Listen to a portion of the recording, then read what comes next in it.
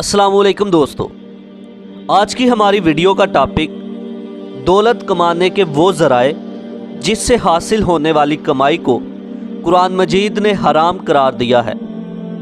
उनमें से चंद एक ये हैं: रिश्वत लेना और किसी का माल गज़ब करना, खयानत करना, बुत साजी और बुत फरोशी करना यानी बुत बनाकर बेचना, चोरी करना, नापतोल में कमी करना, इत्तफाकिया आमदनी वाले तमाम ज़राए मसलन जुआ वगैरह, जो जुआ लगाकर पैसे हासिल किए जाते हैं वो हराम है। शराब की तैयारी करना और उसकी ख़रीदो फ़रोख्त और नकलो हमल करना, फहाशी व बेहयाई फैलाने वाले तमाम कारोबार और उससे हासिल होने वाली आमदन, उससे हासिल होने वाली कमाई हराम है।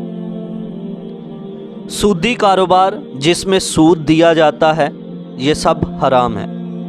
कहबागिरी और जना की आमदनी, किस्मत का हाल बताने वाले तमाम कारोबार, इससे हासिल होने वाली कमाई कुरान मजीद में हराम करार दे दी गई। तो दोस्तों, ये कुछ कमाई के ज़राए जिनको कुरान मजीद में हराम करार दे दिया गया है।